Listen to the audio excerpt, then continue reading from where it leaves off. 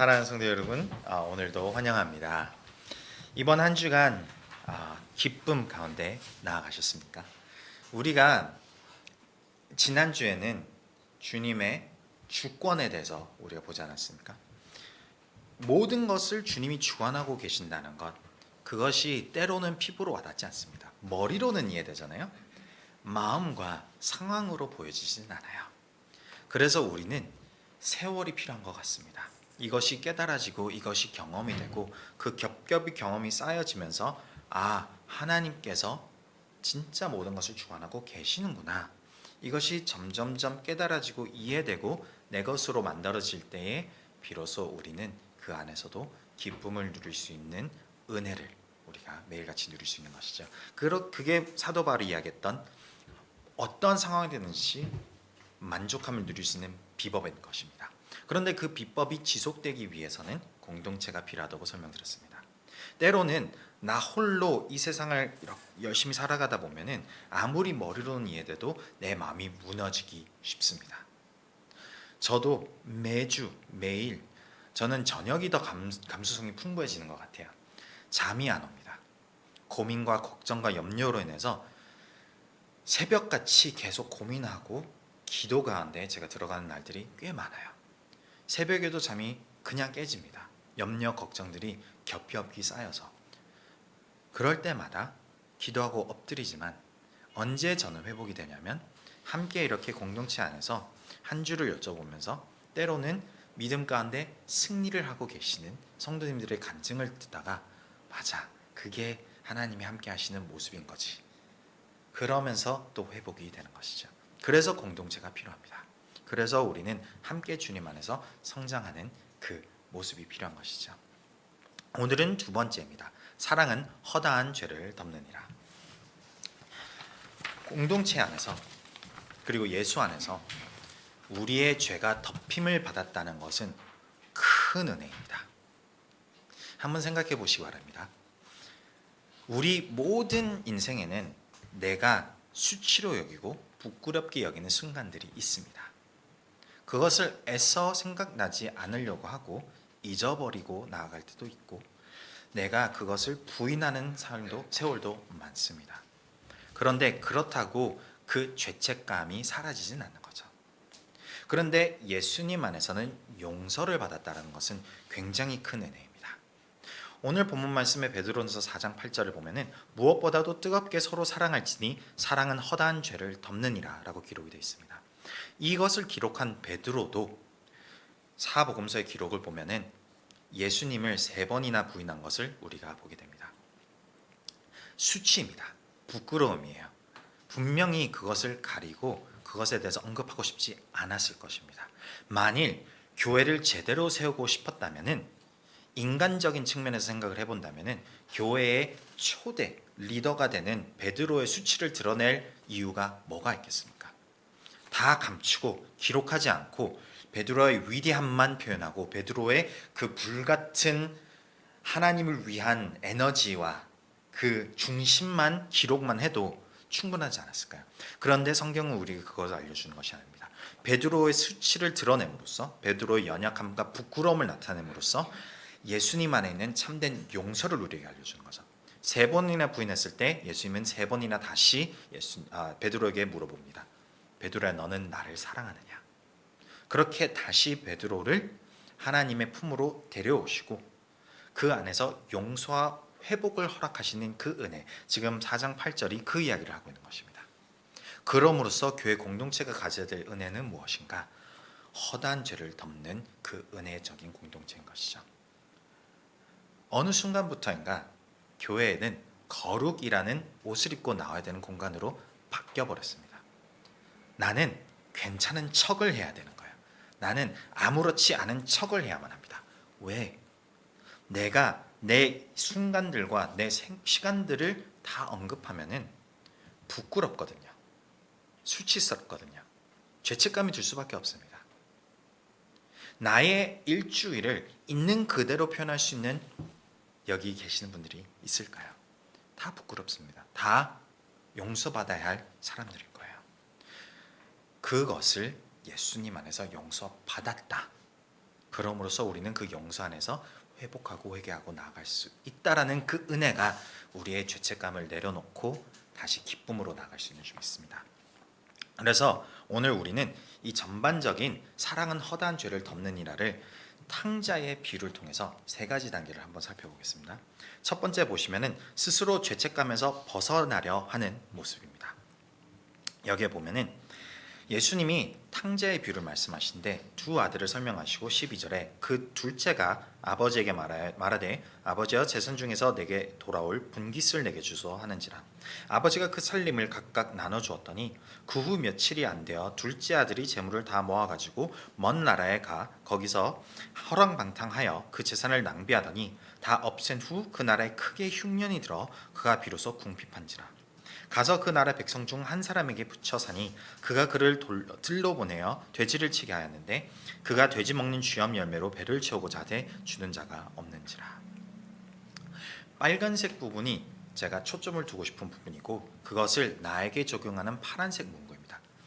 이 파란색을 보면 내가 하나님 없이 잘 살 수 있습니다. 이것은 우리가 가지고 있는 죄의 본능적인 모습입니다. 일주일간 나한테 다가오는 문제, 우리가 얼마나 기도로 하나님의 지혜를 구하고 얼마나 주님 앞에 엎드리고 나갈까요?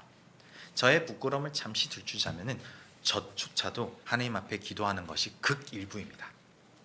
스스로 해결해 보려고 하고 스스로 생각해서 머리를 굴려보고 안 되니까 기도를 하기 시작하더라고요. 그게 우리의 본능입니다. 그게 우리의 연약함인 것이죠. 그런데 인간은 늘 하나님 없이도 잘 살 수 있다라고 착각을 하고 살아간다는 것입니다. 나는 내 멋대로 내가 하고 싶은 대로 이 세상에 나에게 주어진 시간과 물질의 풍요로움과 모든 것들을 내가 내 정욕과 육신이 이끌리는 대로 살아가고 있습니다. 어느 목사님이 이렇게 표현하시더라고요. 나의 육신의 정욕이 이끌리는 것을 무엇으로 판단할 수 있을까? 나의 피드를 통해서 알 수 있답니다. SNS 피드를 보면은 계속 알고리즘을 통해서 내가 관심 있는 거를 주지 않습니까? 그러면 그 피드를 오픈하는 순간 누가 나는 당당하게 보세요. 성경 말씀 쭉 그런 사람이 어디 있겠습니까? 우리가 다 죄인인 것입니다. 주님 앞에서. 그런데 그렇게 하나님부터 멀어져서 죄인처럼 살다 보니 어느 순간 나의 죄의 열매들을 내가 맛보기 시작하는 거예요. 그래서 나는 그 죄책감 가운데서 스스로 덮으려 하는 노력들이 많다는 것입니다. 맥스 퀘더 저자가 60쪽에 보면은 혹시 같이 보고 싶으시면 한번 따라오시기 바랍니다. 60쪽에 보면은 이런 식으로 우리가 우리의 죄책감을 덮으려고 한다는 것입니다. 마비시킨다, 부인한다, 최소화한다, 파묻는다, 벌한다, 언급을 회피한다, 방향을 튼다, 상쇄한다, 아니면 체화한다. 이런 식으로 우리는 우리의 죄책감에 대해서 내 스스로 타파하려고 한다는 것입니다. 그런데 이렇게 한다고 해서 죄책감이 더 나아지는 것은 아닙니다. 그냥 언젠가 들키려고 하는 그 불안감 가운데 나는 계속해서 살아가고 있는 것이죠. 그게 지금 탕자의 모습인 것입니다. 언제 어떻게 이 생활이 끝날까? 나는 그 불안감 속에서 계속해서 내 스스로 뭔가 다 해보려고 노력하는 것. 여기서 우리 성도님들께서 저를 포함해서 내가 죄책감으로 느껴지는 그 수치들을 덮어보려고 애쓰신 분들 얼마나 많으십니까? 매주 나는 그 죄책감에 대해서 하나님 앞에 온전히 엎드리지 않고 나의 본능은 먼저 덮어보려고 합니다. 창세기에 보면은 아담과 하와가 그러한 모습을 보였다고 우리에게 기록을 합니다. 하나님의 뜻대로 살지 않고 제 멋대로 하나님 먹지 말라는 선악과를 따먹은 순간 스스로 수치를 가리려고 하는 거죠. 그런데 하나님이 그를 찾아서 자복하고 이렇게 해버렸습니다. 어쩔 수 없었습니다. 여자의 탓입니다. 뱀의 탓입니다. 탓을 할지언정 하나님 앞에서 온전히 나의 죄가 드러나는 순간 하나님이 무엇을 하십니까? 그 수치를 동물을 죽임으로써 가려주시는 겁니다. 하나님이 우리에게 주시는 은혜가 바로 그런 은혜라는 거예요. 우리 그 다음 예수님 안에 있는 은혜 탕자의 비유 17절부터 한번 보시겠습니다. 이제 탕자가 스스로 돌이켜 이르되 내 아버지에게는 양식이 풍족한 품꾼이 얼마나 많은가 나는 여기서 줄여 죽는구나. 내가 일어나 아버지께 가서 이르기를 아버지 내가 하늘과 아버지께 죄를 지었사오니 지금부터는 아버지의 아들이라 일컬음을 감당하지 못하겠나이다. 나를 품꾼의 하나로 보소서 하리라 하고 이에 일어나서 아버지께로 돌아가니라. 아직도 거리가 먼데 아버지가 그를 보고 측은히 여겨 달려가 목을 안고 입을 맞추니 아들이 이르되 아버지 내가 하늘과 아버지께 죄를 지었사오니 지금부터는 아버지의 아들이라 일컬음을 감당하지 못하겠나이다 하나 아버지는 종들에게 이르되 제일 좋은 옷을 내어다가 입히고 손에 가락지를 끼우고 발에 신을 신기라. 그리고 살찐 송아지를 끌어다가 잡으라. 우리가 먹고 즐기자. 이 내 아들은 죽었다가 다시 살아났으며 내가 잃었다가 다시 얻었노라 하니 그들이 즐거워하더라. 세상에서 죄책감을 계속 끌어안고 가다가 보면은 내가 견딜 수 없는 순간이 반드시 찾아오기 마련입니다. 더 이상 숨길 수가 없는 때가 찾아와요. 제 부끄러운 과거를 하나 말씀드리겠습니다.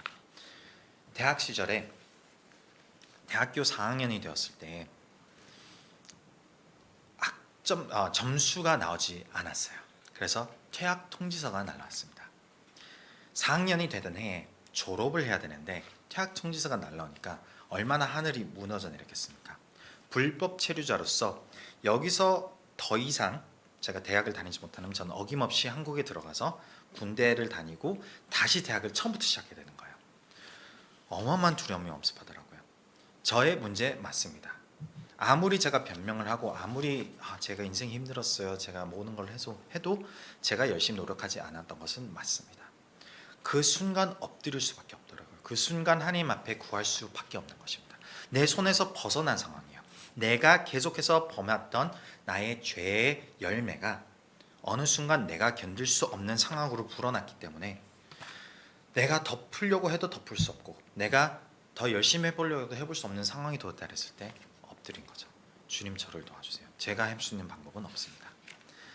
그때 제가 기도했던 기도가 무엇이었냐면 하나님이 저를 목회자로서 부르셨다라고 그 마음과 고백은 있었으나 계속 피했던 상황이었습니다.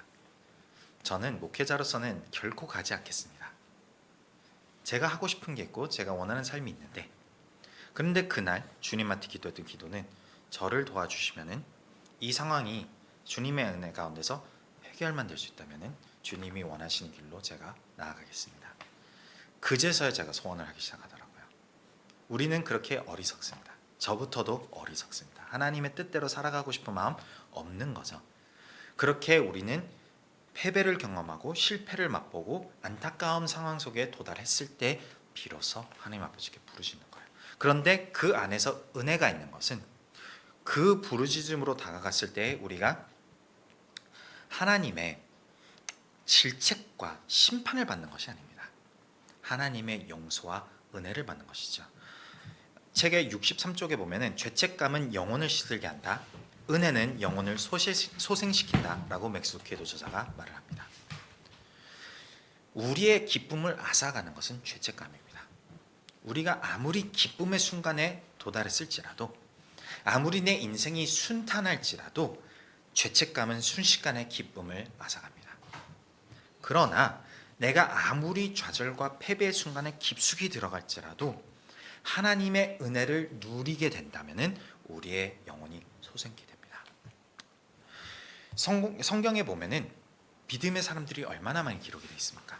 그런데 그 사람들의 인생을 쭉 살펴보면은 다 죄책감에 시달렸던 사람들입니다. 다 실패 삶들이 적나라하게 기록되어 있습니다. 그 중에서 가장 그 실패를 두드러지게 아주 적나라하게 기록된 인물이 있다 그러면은 바로 다윗입니다. 성경은 다윗을 믿음의 사람이라고 기록을 하잖아요. 근데 다윗도 보면은 부끄러운 과거가 참 많아요. 그중 대표적인 것을 이야기를 하자면 다윗은 충신의 아내를 탐하였고 그 과정 속에서 결혼 밖에 자녀를 갖게 되었고 그럼으로써 이것을 죄책감 안에서 덮으려고 하면서 충신을 전쟁 아주 위험한 지대까지 보내어서 죽게끔 하고 아무것도 없는 척하고 그 아내와 결혼했던 것입니다. 오늘날 이 일이 벌어졌다고 생각을 해보시기 바랍니다. 이게 뉴스로 나타났다고 생각해 보시기 바랍니다. 그러면은 이 사람은 더 이상 대통령 될 수 없습니다. 탄핵입니다. 그 자리에서 내려와야 되는 거예요. 나단 선지자가 다윗에게 갔습니다. 그리고 다윗에게 일침을 가합니다. 하나님의 뜻대로 살지 않았던 다윗이요, 하나님의 심판이 임할 것입니다. 그때 다윗이 기도하였던 그 기도가 시편 51편에 기록이 되어 있습니다.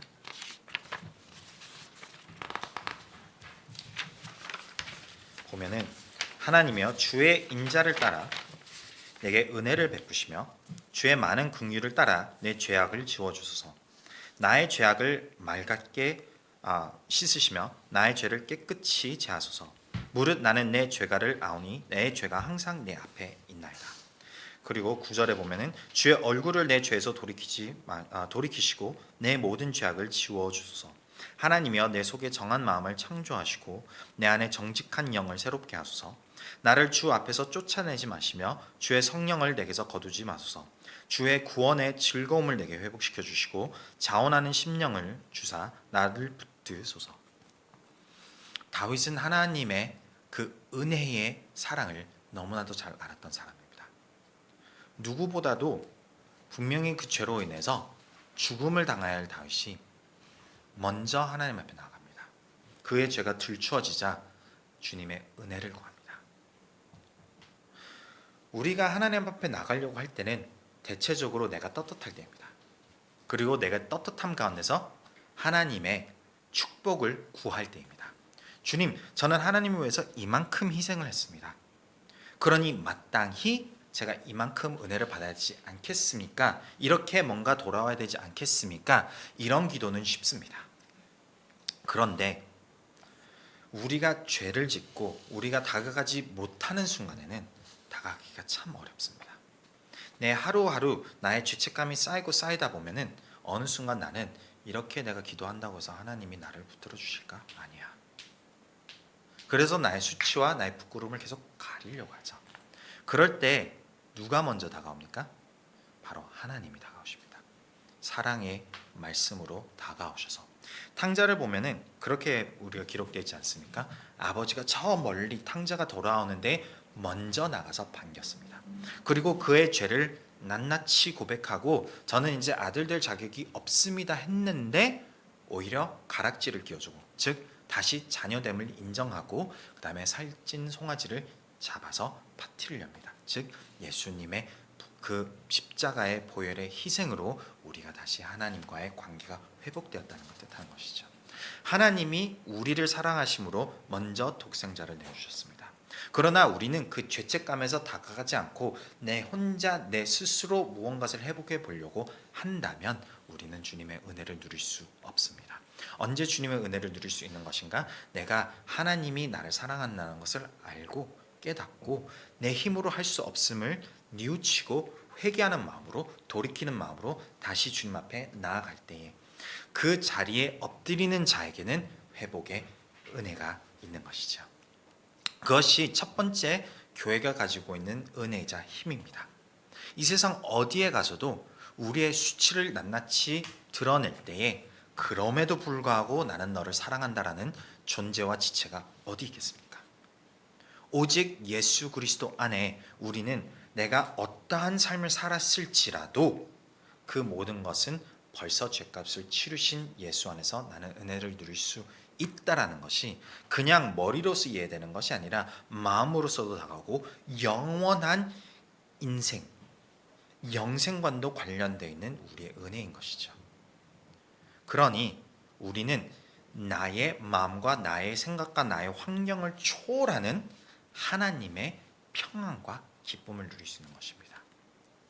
제가 주님 앞에서 대학생 시절 때 그 통지서를 받고 회개하고 기도하고 다시는 이제 제가 저만의 욕심을 부리고 저만의 슬픔 가운데서 내 멋대로 살아가지 않겠습니다라고 고백을 하고 기도를 하면서 순간 지혜가 생각이 나더라고요. 한번 카운슬러한테 가서 나의 상황을 어떻게 해결할 수 있는지 한번 보자.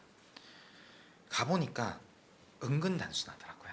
제가 그동안에 들어왔던 다른 수업들이 워낙 많아서 그런지 그냥 1년 다른 메이저를 통해서 졸업이 순탄합니다. 그냥 점수만 조금 더 끌어올리면 괜찮습니다. 생각보다 너무 단순했던 거예요. 저는 놀랐습니다. 하나님이 해결하실 수 있는 방법은 무궁무진한 것 같아요. 우리의 인생이 나의 죄책감으로 인해서 내 눈앞이 보여지지 않을지라도 하나님은 반드시 나의 수치도 회복시키시고 그것을 통해서 누군가에게는 다시 은혜로 펼쳐질 수 있도록 이끌어 주시는 거죠. 그게 바로 우리의 수치임에도, 우리의 부끄러운 과거임에도 하나님이 통하여서 역사하시는 주님의 은혜가 되는 겁니다. 그게 오늘 본문 말씀의 핵심인 거예요. 베드로에게는 부끄러움과 수치였습니다. 그런데 그 부끄러움과 수치가 복음서에 적나라하게 기록이 되어 있어요. 그리고 우리에게 알려주는 겁니다. 나 베드로도 주님을 배반한 사람이다. 그런 나도 주님이 나를 용서하시고 붙들어 주셨다. 그러니 너희도 그 은혜를 사모할 그 마음으로 다가가면 된다. 이것이 베드로의 고백인 것이죠. 그래서 나의 슬픔을 주가 기쁨으로 변화시킨다는 것은 거기에 있는 것입니다. 나의 수치, 나의 부끄러움, 나의 죄책감이 언젠가는 하나님의 은혜 가운데서 사용되는 놀라운 하나님의 영광으로서 드려질 때에 비로소 그때 내 그 마음과 나의 그 죄책감에서 회복이 되는 것이죠. 그리고 그것이 교회 공동체가 되어야 하는 것입니다. 세 번째 보면은 25절부터 함께 기뻐하는 공동체 기록이 있지 않습니까? 공동체가 때로는 이 첫 번째 마다들처럼 될 때가 있습니다. 내가 내 수치를 가리고 내가 내 죄책감을 가려가는 사람이라면 다른 사람의 수치나 연약함을 손가락질하게 마련입니다. 특히 교회 공동체 안에는 더 두드러지겠죠. 나는 열심히 교회를 섬기고 나는 열심히 하나님 앞에 헌금을 하고 나는 열심히 예배를 참여하는데 저 사람은 저러면 안 되지. 저 사람은 저렇게 살면 안 되지. 이런 마음들이 불쑥불쑥 찾아온다면은 행여 내가 나의 부끄러움을 행위로 덮으려고 하는 건 아닌지 나도 내 스스로 돌이켜봐야 하는 것이죠.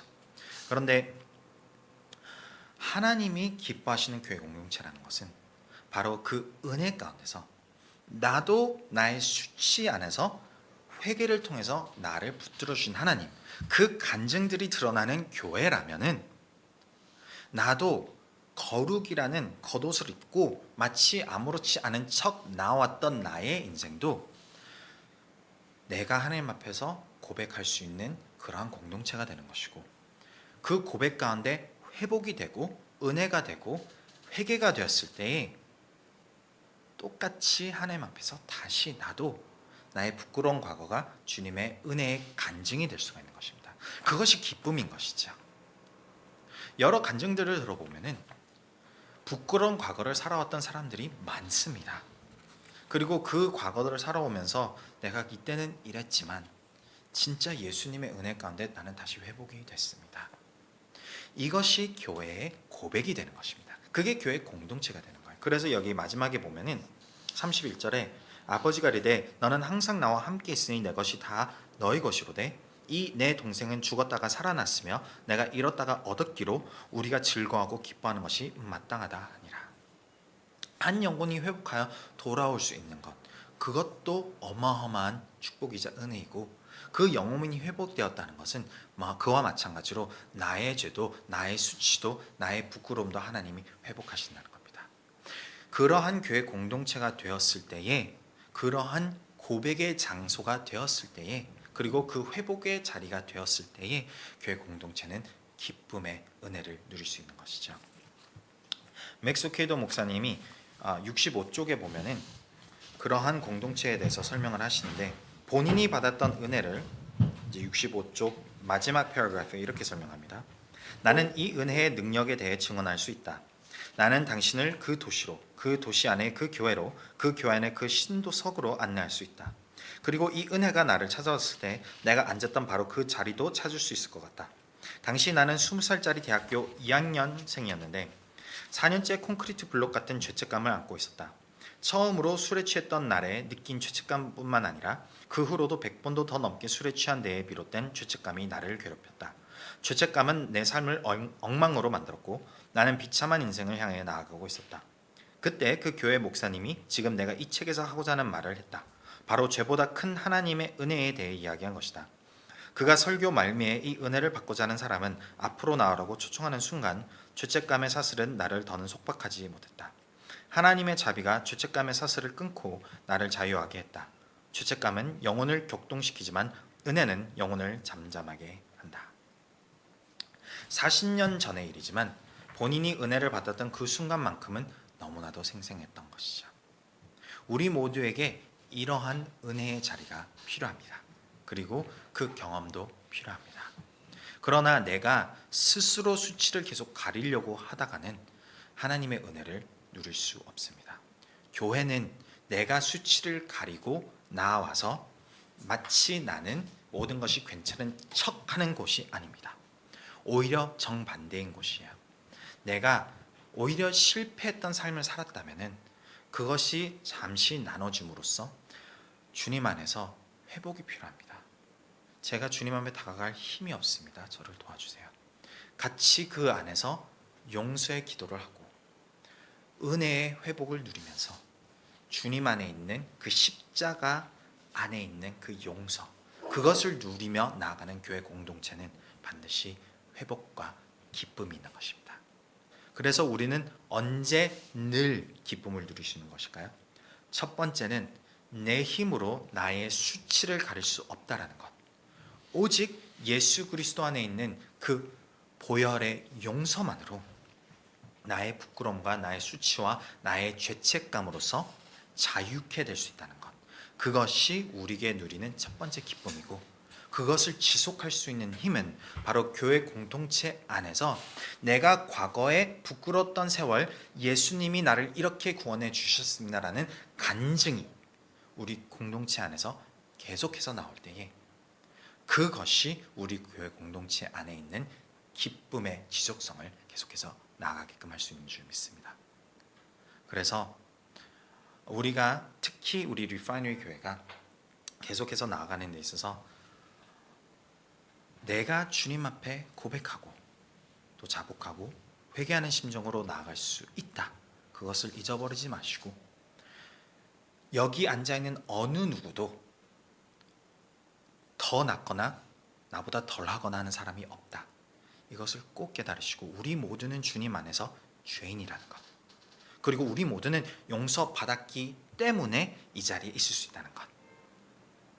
우리가 각자의 부끄러운 수치의 상황들을 다 드러내기 시작하면은 그 어느 누구가 손가락질하고 그 어느 누구가 저 사람 저건 안 되지라고 할 수 있겠습니까? 그럼으로써 용서받은 만큼 그 사랑을 베풀고 덮는 것이 교회 공동체 모습이 되는 줄 믿습니다. 우리 오늘 이따가 이걸 묵상하시면서 이렇게 크게 세 가지 모습을 보고 함께 나눌 텐데, 그것이 내 삶 속에서 매일같이 적용될 수 있도록 마음을 또 생각을 주님께 향하는 우리 모두가 되시기를 주님의 이름으로 축복합니다. 기도하겠습니다.